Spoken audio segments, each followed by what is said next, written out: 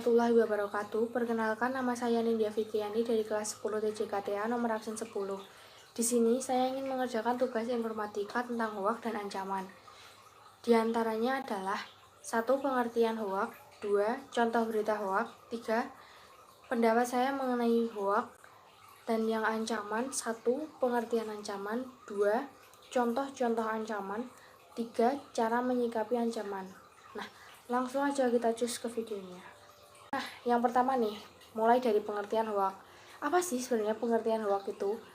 Hoak adalah berita bohong, informasi palsu, kejadian tidak benar, namun dibuat seakan-akan itu benar. Lalu, contoh berita hoak. Di sini, aku memiliki 5 contoh berita hoak. Yang pertama, mahasiswa yang dianggap penerus Pak Habibie. Jadi waktu itu tuh sempat ada berita viral gitu sekitar tahun 2016-an. Mahasiswa yang bernama Dwi Hartanto digadang-gadang menjadi penerus B.J. Habibie. Ia seakan-akan membuat kisah diaspora jenius Indonesia yang dihempaskan dari negeri sendiri tapi diakui di negeri orang. Namun, semua itu hanya berakhir dengan hoak belaka.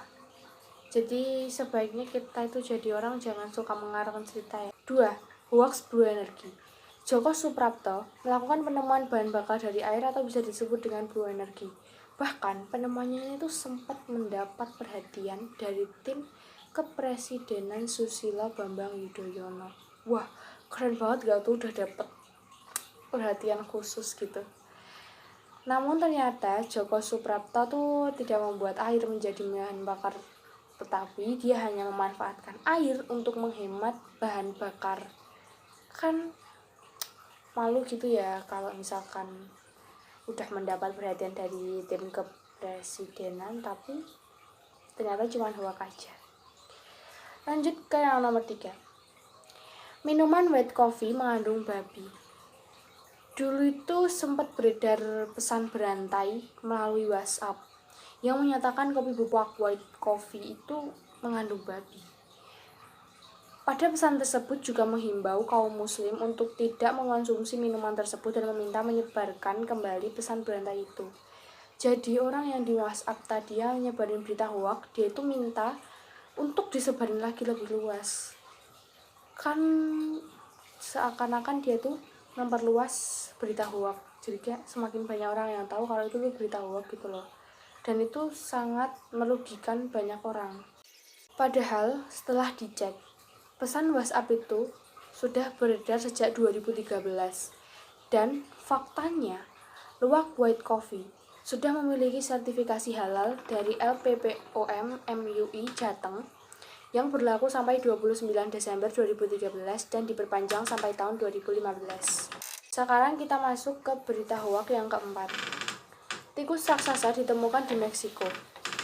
Beredar sebuah postingan di media sosial tentang adanya penemuan tikus raksasa di Meksiko yang disertai dengan narasi "This kind rat they found in Mexico is terrifying." Nah, itu tuh udah gempar banget kalau waktu beritanya itu tuh kesebar. Tapi setelah dicari tahu lebih lanjut, tikus tersebut itu hanya sebuah properti perayaan Halloween. Jadi kayak cuman patung gitu loh.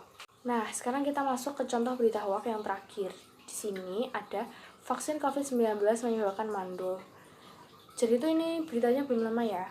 Beredar sebuah informasi dari media sosial Facebook yang mengatakan bahwa vaksin COVID-19 itu menyebabkan mandul. Namun, setelah ditelusuri lagi, vaksin COVID-19 itu tidak memiliki kandungan yang menyebabkan mandul. Jadi berita ini tuh hoak ya guys. Banyak banget berita hoak yang tersebarnya itu dengan mudah. Kalau misalkan kita evaluasi dari banyak-banyak berita hoak, itu tuh tersebarnya dari media sosial. Apalagi kita itu adalah manusia yang ya kemungkinan bisa disebut bergantung pada smartphone. Apalagi situasi seperti ini yang kita melakukan sesuatu dari rumah. Jadi kayak kita tuh pasti butuh smartphone gitu loh. Maka dari itu, kita itu harus lebih berhati-hati, jangan mudah percaya, dan cari tahu dulu kebenarannya. Jangan sampai kita termakan sama yang namanya hoak. Nah, sekarang kita masuk ke ancaman. Mulai dari pengertian ancaman. Apa sih sebenarnya ancaman itu? Ancaman adalah kegiatan atau usaha yang dilakukan oleh individu atau kelompok yang bisa membahayakan individu atau kelompok lain. Jadi ancaman ini tuh berbahaya banget. Jangan sampai kita menjadi salah satu orang yang melakukan ancaman ya. Lalu sekarang kita mulai membahas contoh ancaman. Di sini saya memiliki 5 contoh ancaman. Yang pertama, pemindahan IKN ke Kalimantan Timur disebut punya banyak ancaman. Warga minta dibatalkan. Salah satu ancaman yang terjadi adalah ancaman geostrategis baru. Jadi alasannya itu seperti jarak IKN baru dengan negara Malaysia yang tidak terlalu jauh, alur laut yang berdempelan, dan lokasi IKN yang mendekati FLR milik tetangga. 2. Insiden penembakan di Ukraina hari Kamis tanggal 17 bulan Februari 2022. Ini masih hangat ya, belum lama banget. Nah, di Ukraina, pemberontak yang didukung Rusia dan pasukan Kiev saling menuduh bahwa masing-masing telah menembak melintasi garis gencatan senjata di Ukraina Timur. Jadi itu mereka saling mengancam gitu loh. Habis itu, contoh yang ketiga, 400 mahasiswa di Aceh menjadi tersangka kasus korupsi. Lebih dari 400 mahasiswa Aceh penerima dana beasiswa bisa terlepas dari ancaman menjadi tersangka kasus korupsi, tetapi mereka mengembalikan dana beasiswa bekas daerah. Ini karena penerima beasiswa itu tidak layak mendapat beasiswa, namun tetap memaksa agar mendapat beasiswa. 4. Nasdem minta oknum ancam netizen soal polisi diganti Satpam Bank. Jadi ini itu dulu beritanya tuh viral banget, booming kemana-mana gitu. Tindak seorang netizen membagikan bukti adanya ancaman setelah mencuit, bisakah polisi se-Indonesia diganti Satpam Bank? Jadi netizen yang membuat tulisan, bisakah polisi se-Indonesia diganti Satpam Bank, mendapat ancaman dari salah satu oknum polisi. Dan aksi ancaman tersebut sangat-sangat disayangkan oleh Nasdem Taufik karena anggota kepolisian yang seharusnya menegakkan hukum malah dengan mudah melakukan tindak pidana, meskipun alasannya adalah semangat membela institusi polisi.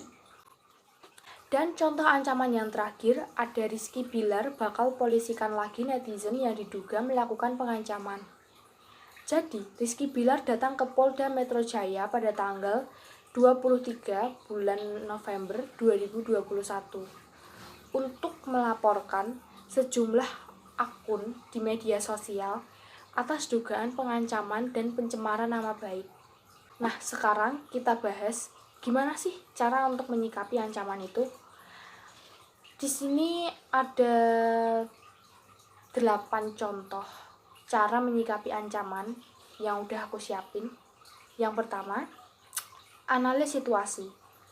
Yang kedua, evaluasi lagi situasi. Yang ketiga, tetap tenang, jangan panik. Yang keempat, kita bicarakan baik-baik.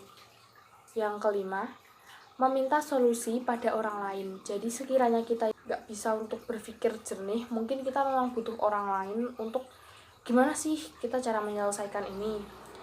Yang keenam, ada gunakan surat perintah penahanan. Bisa seperti contoh ancaman yang terakhir tadi, kita langsung datang aja ke polisi, lalu kita laporkan ancaman yang terjadi. Yang ketujuh, jangan melakukan kekerasan. Jangan banget ya, kita harus hindari kekerasan ini. Karena kalau kita melakukan kekerasan, nanti malah bisa kita yang salah. Padahal kita sebenarnya diancam, tapi karena kita melakukan kekerasan, kita juga bisa disalahkan. Dan yang terakhir, hubungi pihak berwajib. Nah, jadi kesimpulannya adalah hoax adalah berita atau kejadian atau informasi yang tidak benar namun dibuat seakan-akan benar. Sedangkan ancaman adalah kegiatan yang membahayakan atau merugikan orang lain. Dua-duanya bisa merugikan orang lain, maka dari itu jangan kita lakukan hal tersebut. Hoax dan ancaman sudah banyak terjadi. Banyak banget korban dan banyak pelaku yang sudah tertangkap. Kebanyakan hoax dan ancaman terjadi di media sosial. Maka dari itu, kita harus menggunakan media sosial dengan baik. Jangan asal ketik, sekiranya tidak penting dan bukan urusan kita tidak usah ikut campur. Ingat ya, jejak digital tidak akan pernah hilang. Nah, cukup sekian aja penjelasan dari saya. Kurang lebihnya mohon maaf. Wassalamualaikum warahmatullahi wabarakatuh. Bye-bye.